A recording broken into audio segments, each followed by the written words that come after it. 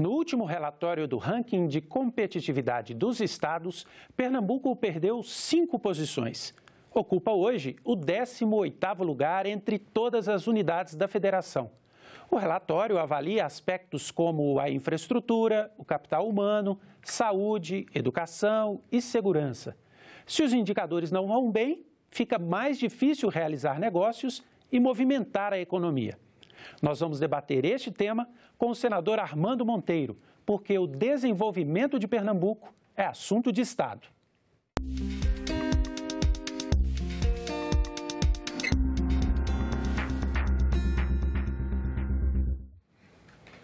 Eu sou Ronaldo Martins, tenho a companhia do jornalista Silvio Guedes, que participa do programa Assunto de Estado. Senador Armando Monteiro, muito obrigado pela presença. Eu que agradeço essa oportunidade de poder estar aqui com vocês. E vamos debater Pernambuco. Senador, logo de cara eu gostaria de apresentar aqui alguns dados deste ranking de competitividade dos estados, a edição de 2017, que é um ranking produzido pelo Centro de Liderança Pública. Ele mostra que Pernambuco perdeu 5 posições, ocupa hoje o 18º lugar, com um índice de 40,8, quando a média do Brasil é 47,9.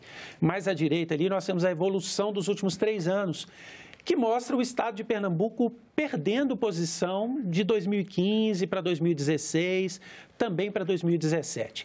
Senador, entre todos os estados brasileiros, Pernambuco é o segundo que teve o pior desempenho em termos de perda de posição. Como explicar, de um modo geral, esse índice? O que está acontecendo com Pernambuco? Olha, a lamentar que Pernambuco tenha perdido posição relativa, 5 posições Pernambuco perdeu, a posição relativa em relação ao país e em relação à própria região Nordeste. Isso é lamentável, eu acho que isso reflete a conjugação de uma série de fatores, mas, sobretudo, me parece que isso está associado ao desempenho do governo nos últimos anos. Eu acho que Pernambuco perdeu um padrão de governança que, ao final, resultou numa ausência, num déficit de iniciativas que, ao final, se traduziram nesse quadro. E aí releva uma questão que contribuiu fortemente para essa perda de posição relativa, que foi a questão da segurança. E aí há um dado que nós temos que lamentar como pernambucanos, é que nós perdemos todos os ganhos que foram obtidos desde 2007, com aquele modelo exitoso à época do chamado Pacto pela Vida, que era um arranjo institucional muito bem concebido à época pelo governador Eduardo Campos e que se transformou numa referência até internacional. Infelizmente, vivemos nos últimos 4 anos um grave retrocesso.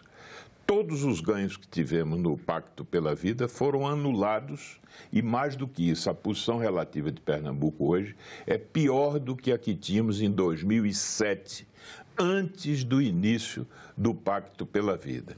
Então, hoje, Pernambuco pode registrar uma trágica estatística: 5.500 assassinatos, mortes violentas o ano passado. É algo que nos coloca na 3ª pior posição do Brasil. Nós temos algo que se aproxima de 60 homicídios por grupo de 100 mil habitantes. Para ter uma ideia, isso é quase 50% a mais do que o Rio de Janeiro, que está sob intervenção hoje, ostenta.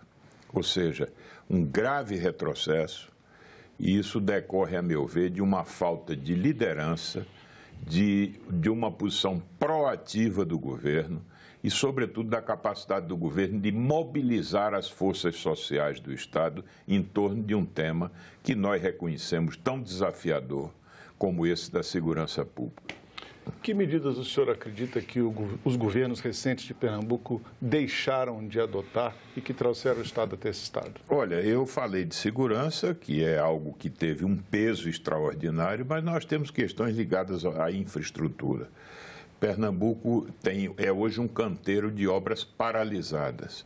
Faltou, a meu ver, um sentido de prioridade. Se é verdade que vivemos um momento de crise fiscal e de desaceleração econômica, é evidente que, nesse momento, o gestor tem que eleger prioridades. Aliás, alguém já disse que governar é a penosa arte de eleger prioridades. E o que nós sentimos é que o governo do Estado não definiu claramente as prioridades. Se seriam, por exemplo, a infraestrutura hídrica, que é um tema muito importante. Nós temos algumas obras que se atrasaram nessa área. Eu não estou falando das grandes obras como a transposição, nem como o ramal, mas pequenas adutoras que poderiam ter sido priorizadas, mitigando os efeitos, os graves efeitos dessa estiagem que se abateu sobre a região. Nós temos problemas seríssimos no trânsito da área metropolitana. Pernambuco tem hoje um dos piores trânsitos do Brasil. Salvo engano, nós estamos na oitava posição no mundo. Em congestionamento? Em congestionamentos, não é?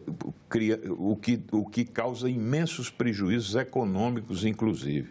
Mas nessa área, por exemplo, os BRTs, que são sistemas rápidos de transporte e integrados, tanto no BRT do leste-oeste como norte-sul, essas obras se atrasaram extraordinariamente. O chamado ramal da Copa, que era uma outra obra importante, nós não concluímos. A navegabilidade do rio Capibaribe. Que se fala disso há muitos anos. Essa obra foi iniciada e paralisada, e deixando aí no seu rastro até graves denúncias de mau uso dos recursos públicos. Então, infelizmente, na área de infraestrutura, nós também temos uma situação muito ruim. A deterioração da malha viária de Pernambuco, somada ao atraso dessas importantes obras. Ainda continuando no tema da infraestrutura, eu quero só trazer aqui os dados do ranking de infraestrutura, em que Pernambuco também ocupa uma posição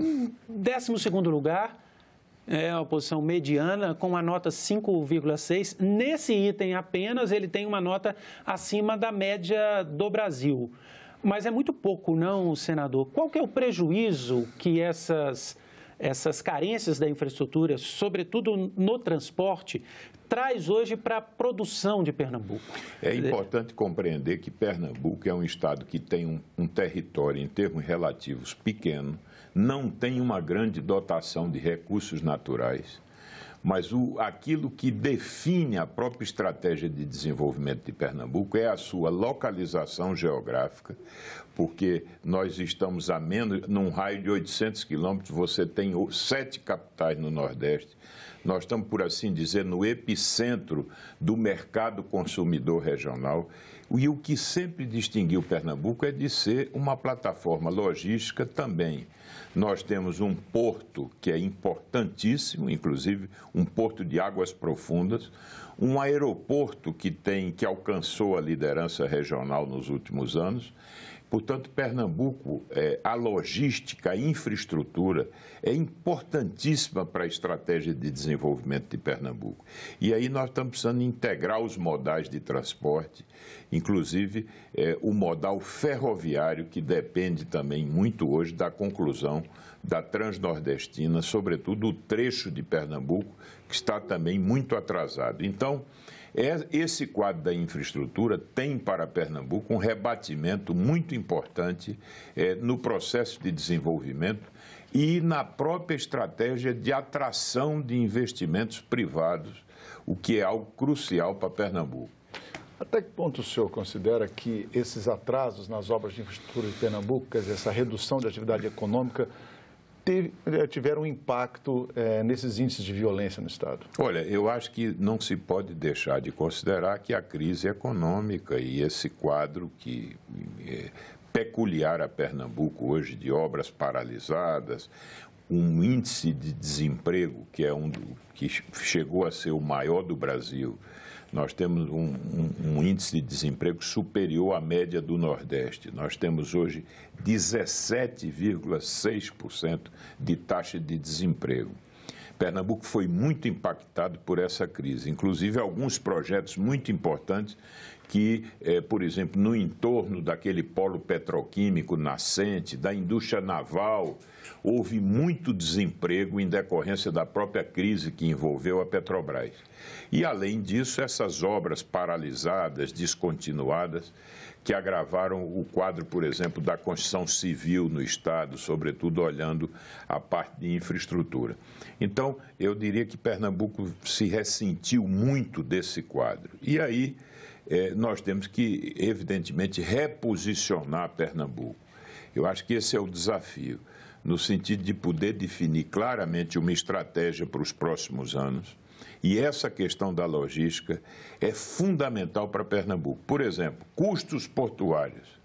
Já que Suape é um ativo estratégico de Pernambuco, hoje nós temos custos portuários mais elevados, aliás, bastante mais elevados do que, por exemplo, quando comparamos o custo de movimentação de contêineres em Pernambuco com o Porto de Santos, nós temos quase o dobro do preço da movimentação. Por que isso acontece? Nesse caso, porque fizemos um modelo, quando Pernambuco implantou o primeiro terminal de contêineres, houve um modelo de concessão, a meu ver, equivocado, que terminou por não estimular adequadamente, para não repassar para a tarifa, os ganhos de escala da operação que foram obtidos ao longo dos anos.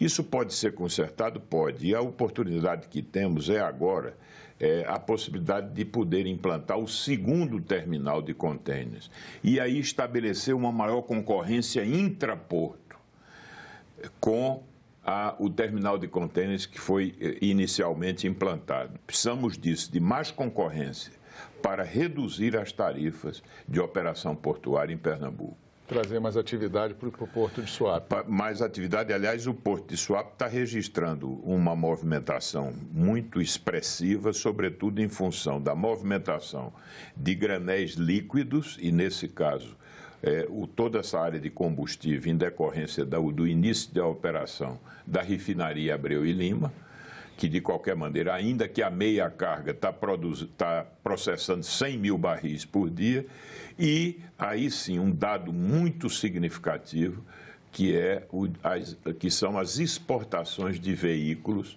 da planta da Fiat, que foi instalada, que opera há 3 anos lá em Goiânia, em Pernambuco. Virou uma plataforma de exportação. Nós estamos exportando os produtos da Fiat para vários países aqui da América Latina. Associado a esse tema, senador, o ranking de competitividade analisa também o capital humano.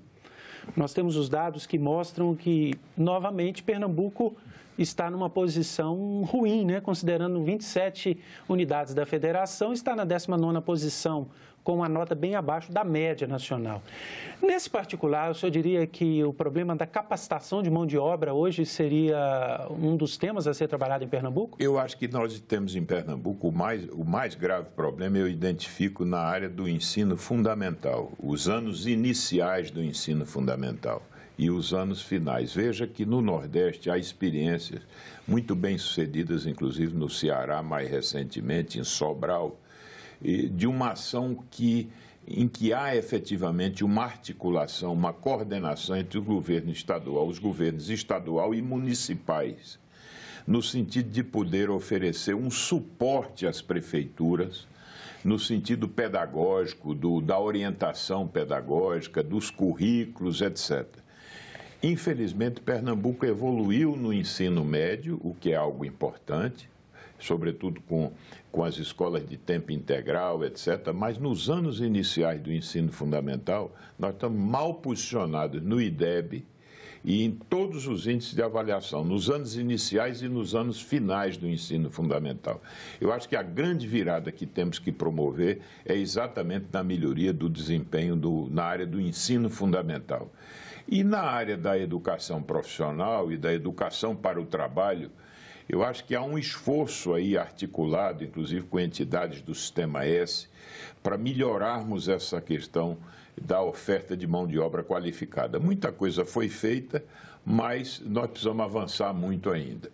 Boa parte desse desemprego elevado que existe no Estado pode ser consequência, inclusive, dessa falta de capacitação dos trabalhadores, né? Eu diria que há um desemprego estrutural, que aí sim ele se reflete muito nessa questão de que hoje os perfis profissionais mudaram, há um nível de exigência maior para que você... A empregabilidade depende cada vez mais de educação e de formação.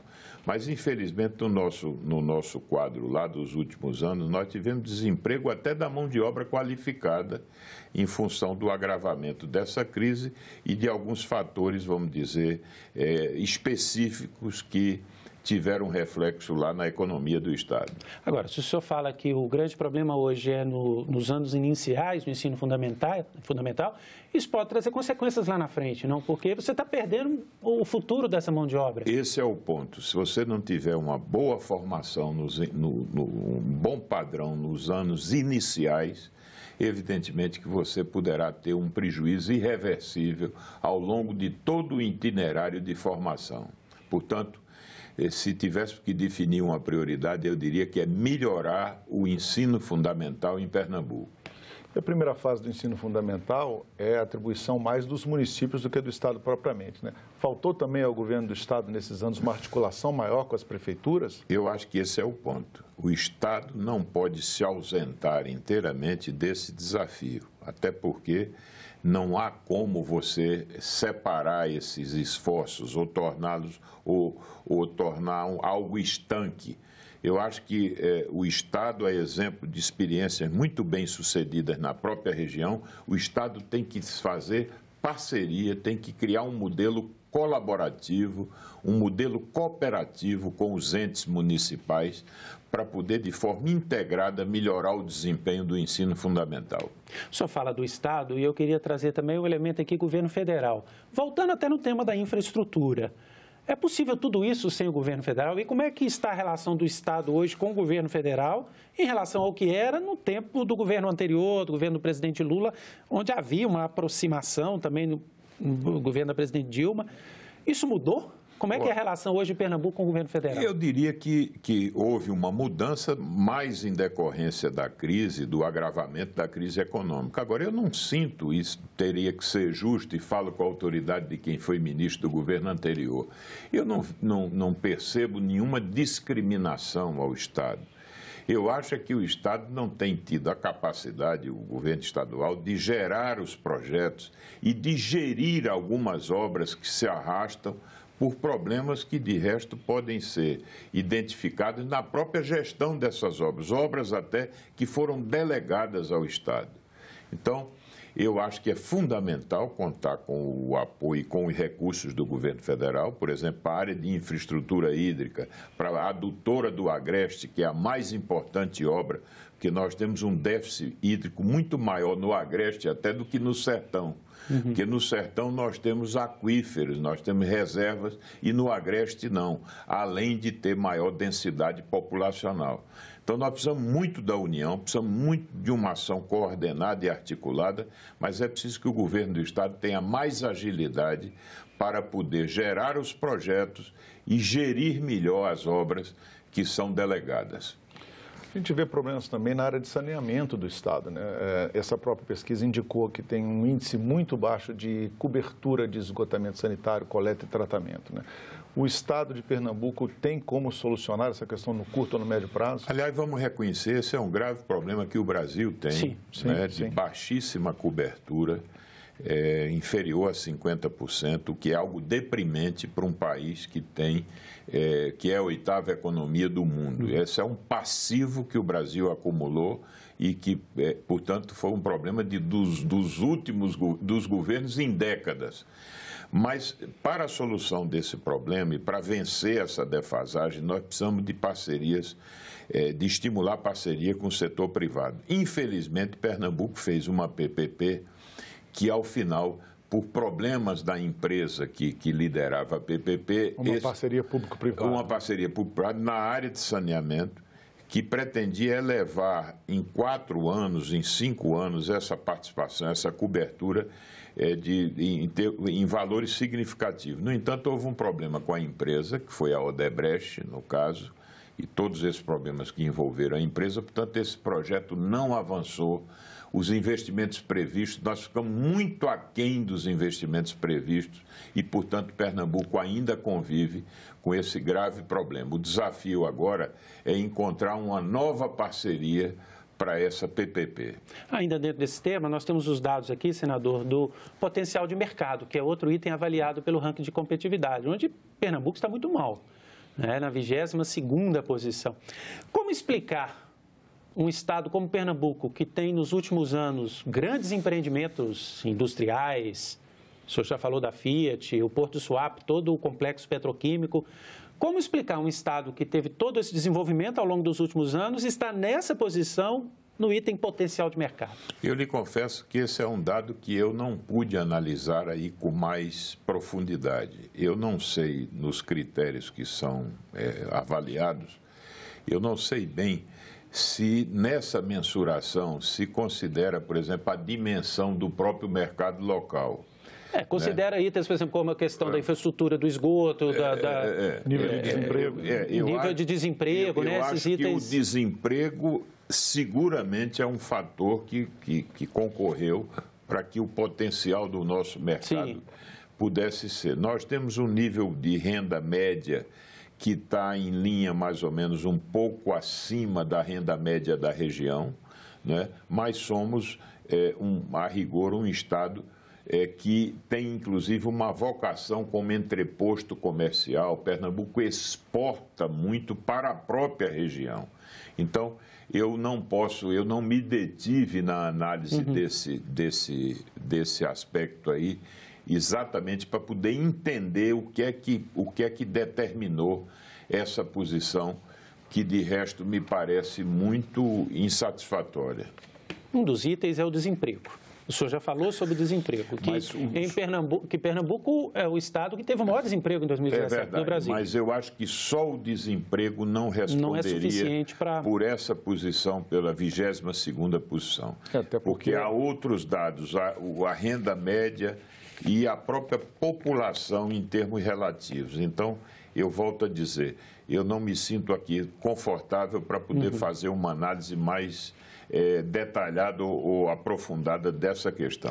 Agora, se o senhor pudesse apontar vocações que Pernambuco não tem explorado e que poderiam, de um modo geral, melhorar a situação do estado nesse ranking. Olha, eu acho que Pernambuco tem uma vocação que precisa ser cada vez mais estimulada para a área de serviços, o terciário moderno, assim chamado. Nós temos um importante polo de tecnologia de informação, que tem como suporte fundamental o conhecimento que é gerado na Universidade de Pernambuco, que transbordou para que você pudesse ter desenvolvido competência nessa área que é tão estratégica. Nós temos um polo médico que é referência. Então, eu acho que Pernambuco pode e deve investir mais na área de serviços, e aí eu colocaria a logística como algo fundamental para moldar esse futuro da economia de Pernambuco, potencializando, inclusive, algumas vantagens comparativas que Pernambuco já tem, como a própria localização geográfica, o capital humano que dispõe, competência na universidade. Agora, acho que Pernambuco também tem um desafio imenso, que é o de encontrar alternativas para algumas atividades tradicionais que vêm perdendo posição. Por exemplo, nós temos um setor sucroalcooleiro que se ressente muito hoje pelo fato de estar, da própria topografia, de ficar limitada a exploração a uma faixa mais úmida do território, e essa indústria vem perdendo posição. Temos o desafio, por exemplo, de desenvolver mais alguns setores, como a própria avicultura, e aí precisamos da Transnordestina para trazer os grãos que têm aí um potencial fundamental para integrar a atividade que precisa do milho, que precisa muito dessa área. E acho que Pernambuco precisa também reforçar muito a infraestrutura hídrica, que é outra questão também fundamental para o futuro do nosso estado. Apesar dos dados, para encerrar, apesar dos dados não serem bons, o senhor teria uma visão otimista em relação ao estado? Eu não posso deixar de ter, porque acho que Pernambuco tem uma série de características que o distingue. Pernambuco tem uma cultura multifacetada e muito rica. Portanto, o turismo em Pernambuco, que eu deixei de referir, é um potencial fantástico, porque Pernambuco tem a principal matéria-prima do turismo, que é uma cultura muito rica, muito diversificada. Pernambuco tem capital humano reconhecidamente, a Universidade de Pernambuco tem historicamente uma posição, inclusive em áreas importantes como da engenharia, por exemplo.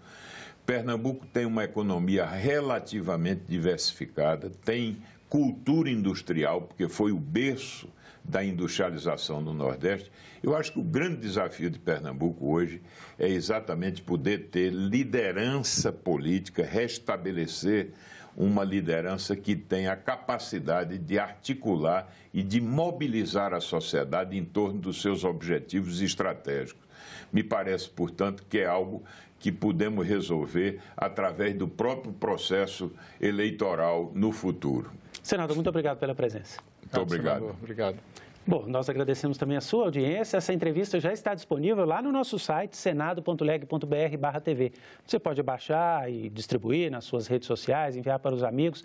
Pode sempre entrar em contato com a TV Senado também para fazer críticas e sugestões. Ligue de graça para o 0800 61 22 11. Obrigado pela companhia. Até a próxima.